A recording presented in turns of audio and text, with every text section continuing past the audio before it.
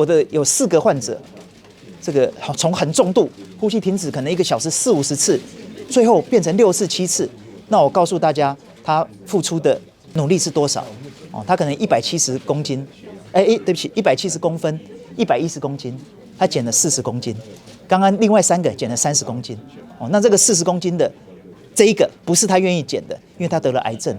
所以他整个瘦下来，那当然我们整个人都缩水了，然后体重也没有了，那当然都通畅了。问题是，我们也因为这样付出成其他健康的代价。